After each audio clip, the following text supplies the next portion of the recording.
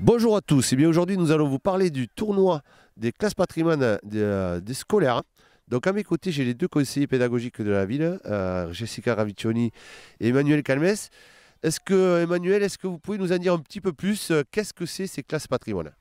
Eh ben, ces classes patrimoine ont été entre guillemets pas remis au goût du jour mais continuées depuis 2 ans grâce à l'appui de la mairie, de la SBH et du LMSB pour permettre aux enfants des écoles de Béziers de pratiquer à la fois le côté rugby qui est très implanté sur la ville mais aussi découvrir le très riche patrimoine de notre ville à travers par exemple la visite de la cathédrale, des différents musées qui existent. Donc il y a un partenariat entre les différentes parties, ASBH qui propose toute la partie rugby, l'IMSB qui propose ses intervenants sportifs et la mairie en proposant soit des intervenants pour la visite de la cathédrale, des musées, etc.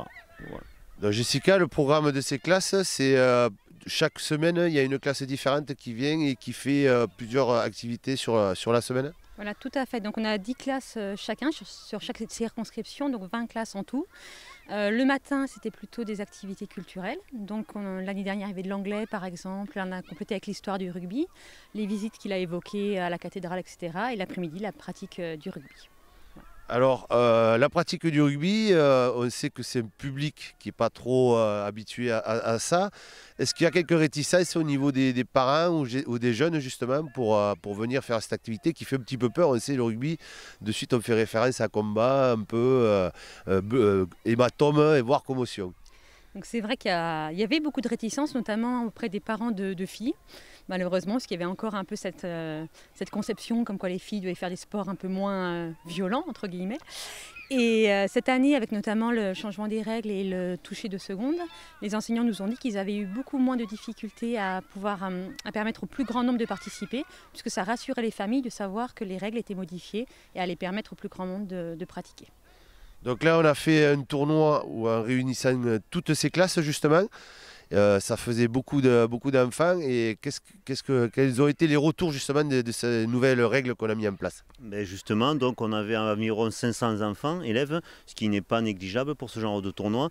Et suite au retour de celui de l'année dernière, justement, on a essayé de mettre, grâce à Monsieur Lignon d'ailleurs, vous-même, des choses en place pour que tout se passe le mieux possible. Et ce fut le cas parce que tous les retours ont été très positifs de tout le monde. Ouais, on parle des règles parce que c'est effectivement, on a fait du toucher de seconde, mais on a aussi mis autre chose en place par rapport au comportement. Et ça aussi, j'ai l'impression que ça a bien fonctionné.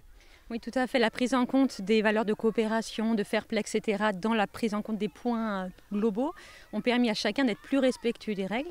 Et je pense que ça a permis une meilleure promotion des valeurs du rugby qu'on voulait défendre aussi à travers ces actions de coopération, d'entraide, etc. Donc oui, c'était aussi positif. Et les élèves aussi étaient partie prenante parce qu'eux-mêmes arbitraient grâce à des grilles qui avaient été élaborées. C'est eux-mêmes qui donnaient du coup des points et tout s'est bien passé dans un très bon esprit. Alors, est-ce que cette image, justement, va changer grâce à ce genre d'action? On verra sur les images que les filles ont vraiment bien participé. Et ça, c'est quand même une grosse satisfaction quand on sait que souvent les garçons ont tendance un peu à jouer entre eux. Et là, avec ce système, c'était vraiment à l'unisson. Mais tout à fait, les filles ont beaucoup participé et également les élèves qui étaient un peu plus fragiles, qui on sait dans la cour par exemple, se mettent un peu plus en retrait, ont moins tendance à aller jouer aux autres jeux comme le foot. Et là, ça a permis vraiment à tout le monde, même à ceux qui étaient un peu en difficulté d'habitude en sport, de participer. C'est en tout cas le retour qu'ont fait les enseignants, donc ils étaient très satisfaits. Et aussi par rapport au changement des règles, il y avait la fameuse mise en place de catégories, taureaux, etc., pour les élèves plus lents, on va dire moins habiles, etc. Et ça aussi, ils ont trouvé que c'était positif car ça avait permis l'investissement de chacun. C'est vrai qu'avec des équipes plus mixtes, on avait un peu tendance à ce que les meilleurs prennent tout le temps la balle et les autres se laissent un peu porter, alors que là, vraiment, l'investissement de tous a été favorisé. Donc c'était aussi positif. Donc, je pense que les derniers à convaincre, peut-être, ce sont les parents maintenant. Qu'est-ce qu'on peut leur dire pour la saison prochaine? Je pense qu'on va remettre ça. Qu'est-ce qu'on peut dire aux parents pour qu'ils lâchent les enfants et les laissent venir facilement? Mais déjà qu'ils accompagnent leur enfant, voir comment ça se déroule, ces interventions rugby, où justement l'enfant est pris en compte. Et ces règles-là, le fait de toucher 2 secondes déjà est un bon exemple où ça permet de fluidifier le jeu et que tout le monde puisse jouer sans avoir peur de se ce contact. Et les règles de fair play instaurées et ainsi la règle du nombre d'essais multiplié par le nombre de joueurs aussi ont permis à que tout le monde soit partie prenante. Et je pense que le retour de leur enfant suite à la journée qui a eu lieu ce vendredi des vacances ne fera que les conforter dans le choix de les remettre l'année prochaine et même de les amener plus loin dans le rugby. Mais très bien, et d'ailleurs j'espère que ça fera aussi, ça leur donnera envie de jouer après en club, hein, parce que c'est aussi le but, hein, qu'ils découvrent le rugby. Je vous remercie beaucoup pour cette interview et donc je vous dis à bientôt pour repréparer la saison prochaine. On est prêt, c'est parti. Merci. beaucoup. Merci. Bien, à mes côtés, j'ai donc Jessica Descamps qui est enseignante à l'école Mandela. Donc Jessica, j'ai cru comprendre que tu n'étais pas trop issue du milieu du rugby, donc c'était un peu une découverte pour toi. Qu'est-ce que tu avais comme image du rugby justement avant de commencer ces séances? Alors, pour moi, le rugby, c'est vrai qu'au niveau de l'esprit d'équipe, je pensais que c'était un sport qui était vraiment bien pour développer tout ça, l'esprit d'équipe, le partage, la cohésion. Mais il y avait quand même cette image assez violente, quoi, avec les plaquages et voilà, la possibilité de se faire casser le nez facilement. Alors justement, avec la formule que nous avons utilisée, le fameux toucher de seconde, comment tu as senti tes élèves au fur et à mesure par rapport à ces tournois? C'était vraiment bien parce que toutes les appréhensions qu'ils avaient pu avoir, elles ont complètement disparu. Et les élèves justement qui ne sont pas forcément très très bons en sport ou quoi, ils étaient quand même inclus, ils étaient quand même très très motivés. Et ils se sont vraiment bien débrouillés, quel que soit le niveau quoi, des élèves. Toi, j'ai vu que tu as participé aussi un petit peu à la partie improvisée avec les enseignants, donc quelque part ça vous a donné aussi envie de jouer? Ah oui, oui, c'est sûr, j'adore le sport et les sports d'équipe en général. Et c'est vrai que voilà, quand on nous propose comme ça des alternatives, en plus, c'est toujours agréable. Voilà.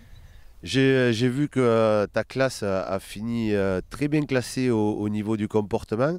Ça aussi, c'est peut-être une satisfaction. Et comment l'ont ressenti les élèves justement après coup?